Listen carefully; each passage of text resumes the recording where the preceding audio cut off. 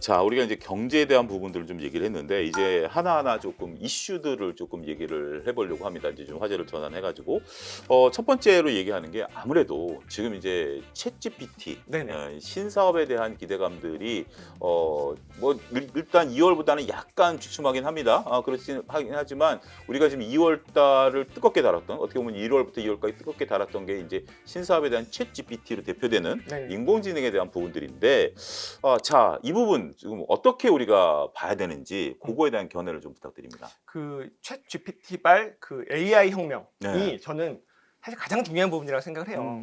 근데 이거를 좀 과소평가하시는 분들이 좀 많다. 음. 이게 단기간에 이제 주가 흐름보다도 앞으로 이어질 패러다임의 변화에서 되게 중요한 음. 사건이라고 생각을 하거든요. 이게 사실 이제 뭐 저는 약간 긍정론자인데 작년에도 그러다가 된통 당했죠. 저처럼 긍정론자들이 2022년에 과소평가했던 건 무엇이냐? 우크라이나 전쟁입니다. 그러다 보니까 작년은 인플레가 화두였고 그러니까 주라고 했던 게 에너지, 방산, 농업 이런 네. 거였잖아요. 근데 올해는 만약에 지금 시장을 좀 안 좋게 보시는 분들이 과소평가하고 있는 건 저는 챗 GPT발 AI 혁명이라고 생각을 해요. 그래서 이 부분을 과소평가하시기 때문에 지금의 강세를 설명하지 못한다. 왜 금리가 이렇게 높은데 기술주가 잘 가냐? 왜 나스닥이 더 좋냐? 우리도 코스닥이 더 좋냐? 이거를 이제 설명할 수 없기 때문에 이거에 대해서 잘 봐야 된다고 생각을 하고요. 그래서 이 챗 GPT발 AI 혁명은 세 가지로 볼 필요가 있습니다. 하나는 상용화, 수익화가 됐다는 부분, 그리고 AI 반도체가 많이 필요하다는 부분, 그리고 제일 중요한 거는 이 AI발 엄청난 생산성의 혁신이 이루어지고 있다는 이 세 가지로 좀 나눠서 말씀을 드릴 수 있을 것 같아요.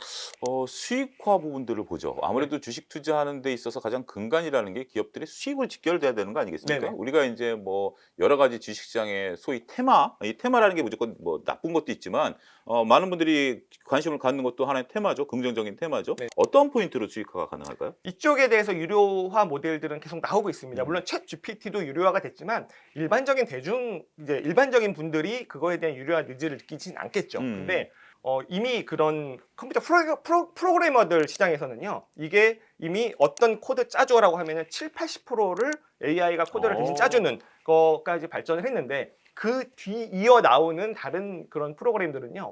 어디까지 발전했냐면 한 단어를 치면은 이 AI가 알아듣고 네가 이걸 짜려고 했던 거지 하면서 쫙 다 써버린답니다. 그리고 거기다가 이 챗 GPT나 이런 생성형 AI 모델이요. 이렇게 B2C만 있는 게 아니죠. B2B로 있어요. 이 모듈을 가져다가 우리 회사 그러니까 이제 B2B로 사는 거죠. 이런 식으로 하면서 이게 정말 AI가 돈이 되는구나라는 게 시작이 됐다는 게 굉장히 큰 변화의 시작점이라고 보고 있습니다. 이런 것도 있어요. 그러니까 새로운 부가가치가 창출되는 것도 있지만 기존의 시장을 잠식해가는 것도 있습니다. 근데 재밌는 건 여기에서 가장 위협을 느끼는 건 구글이겠죠. 왜냐하면 구글은 이게 물론 지금 기술력은 사실 그 오픈 AI보다 앞서 있을 겁니다. 데이터도 훨씬 많고요. 그런데 구글이 왜 이거에 주저하냐면 이게 본인들의 원래 핵심 비즈니스와 상충되기 때문이에요. 그러니까 약간 속도감 있게 못 나오는 건데 마이크로소프트 빙의 그 검색 점유율이 한 3% 정도밖에 안 됩니다. 근데 그게 글로벌 2등이에요. 근데 구글이 90%가 넘죠. 그러면 마이크로소프트 입장에서는 이게 3%가 5%, 6%만 돼도 이게 본인들은 없던 시장을 먹는 게 되는 거예요. 네. 그래서 사실은 지금 마이크로소프트가 굉장히 신나 있는 거고 굉장히 적극적으로 이 시장에 뛰어들어서 새로운 것들을 계속 먼저 보여준다고 보시면 될 것 같습니다.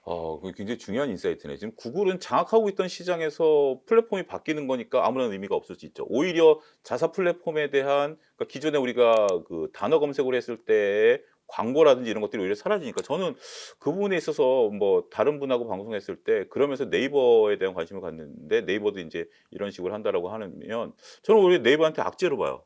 맞습니다. 그러면 이제 이거를 이제 하드웨어 쪽으로 한번 가보죠. 네. 지금 아무래도 우리가 이제 이 소프트웨어에 대한 것들, 이제 사용에 대한 부분들은 이제 저희가 충분히 아는데 네. 이 하드웨어, 특히 이제 우리가 하드웨어를 보게 된다라면 물론 미국도 그렇지만 우리나라의 또 반도체에 대한 어떤 이런 거에 대해 기대감들이 많거든요. 하드웨어는 어떨까요?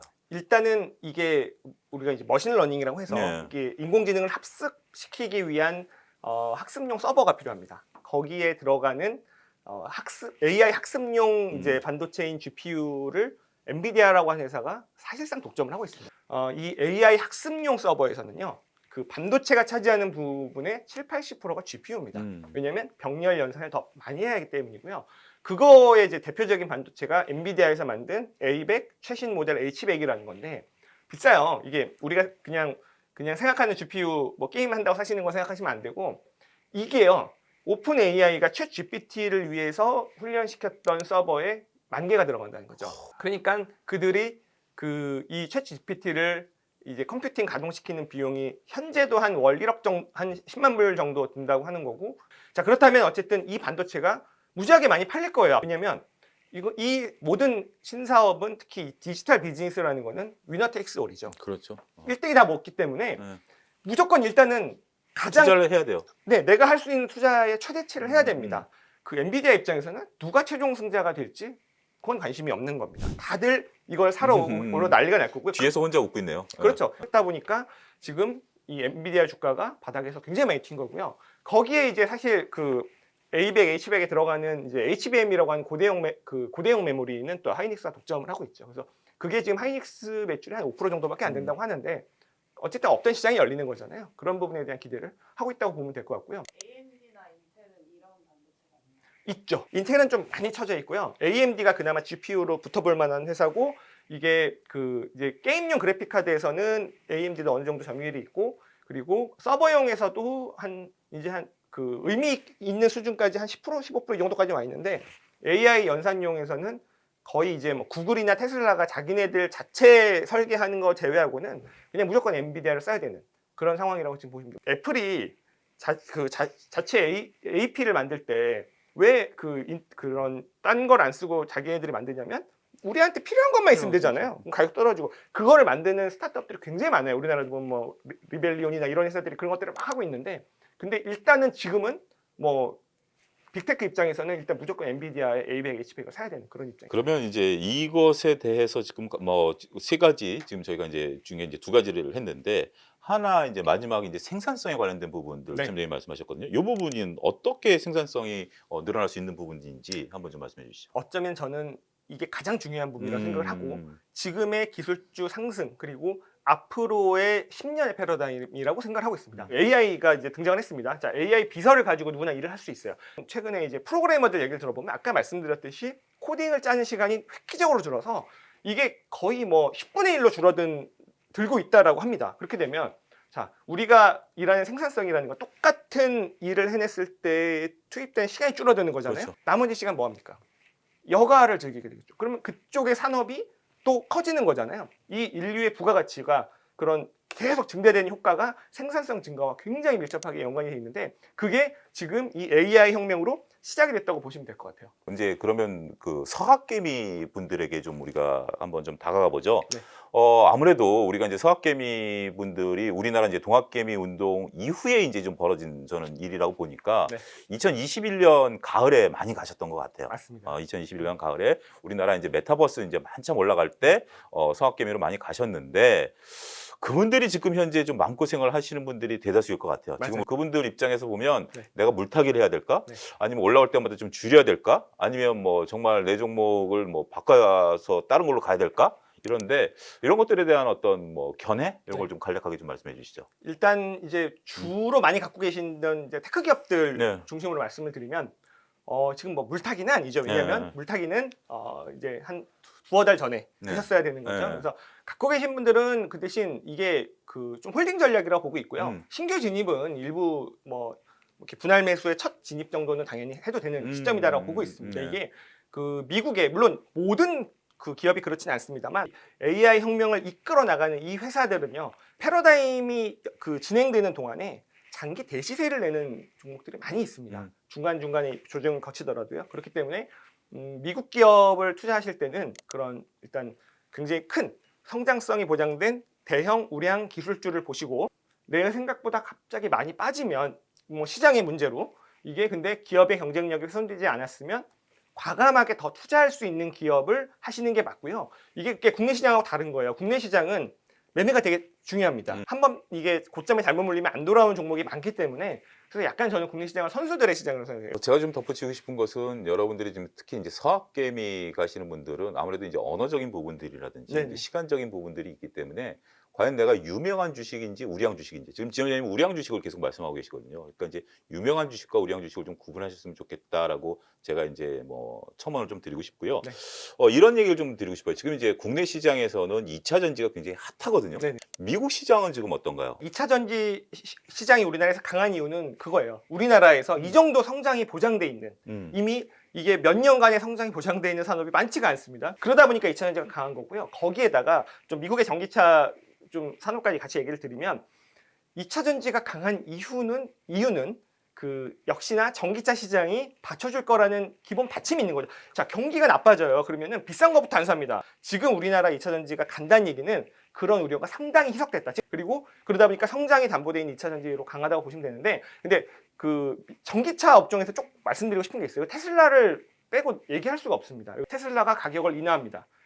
따라서 인하할 수 있냐라는 거고, 원가를 50%더 낮춘답니다. 예전에 키몬다를 파산시키고 엘피다를 파산시켰던 삼성전자의 전략을 테슬라가 하지 말라는 법이 없죠. 본인들의 생산 캐파가 늘어나면. 그렇게 됐을 때에 과연 이 원가를 낮추면서 가격 정책을 해서 쫙 보급하려고 하는 테슬라를 따라잡을 수 있을까? 지금도 돈을 못 버는데요. 그러니까 이게 그렇다 보니까 약간 그 전기차 스타트업들은 지금 망할 수도 있는 거고, 그렇죠. 거기 일반 자동차 업체들도 적자인데 계속적으로 무리하게 투자를 할 수 있나? 주주들은 당장의 수익을 원하는데요. 이런 것들이 있기 때문에 전기차 시장은 커집니다. 근데 그 파일을 완성차 쪽에서 보면 다 먹지는 못할 것이다. 굉장히 그들은 공포에 떨고 있다라고 보시는 게 맞을 것 같습니다. 미국 시장이 그렇게 나빠 보이지는 않은 상황인 것 같아요. 그래서 이제 미국 시장을 좀 긍정적으로 나름대로 좀 보시는 이유하고, 미국 시장에 우리가 이제 투자를 하려고 할 때 개인 투자자들 입장에서 보면, 물론 하신 분들은 익숙하겠지만 저같이 미국 시장에 잘 안 해본 사람들은 과연 어떠한 포인트를 갖고 미국 시장에 접근해야 되는지 한번 좀 말씀해 주시죠.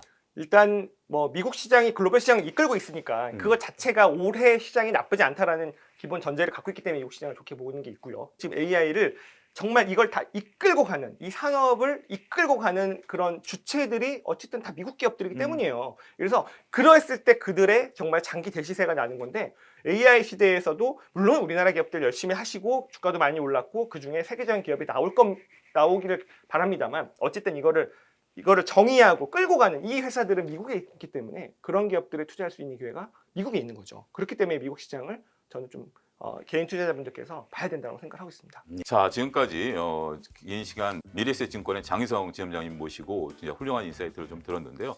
투자자분들께서 뭐 어떻게 보면 좀 생각하고 고민하고 투자 아이디어로 갖고 올 수 있는 굉장히 중요한 말씀들을 많이 해주신 것 같습니다. 저도 새삼 미국 시장이라든지 지금 이제 인공지능에 대한 부분들, 그다음에 지금 현재 미국이 주도하고 있는 금리 인상에 대한 부분들과 주식시장과의 연관성, 이런 것들을 한번 다시 되새기는 그런 시간이 됐고요. 소식한 말씀 정말 감사합니다. 기회가 되시면 또 한번 모시고 싶네요. 네, 불러주십시오. 오늘 방송은 여기서 마치도록 하겠습니다. 감사합니다. 감사합니다.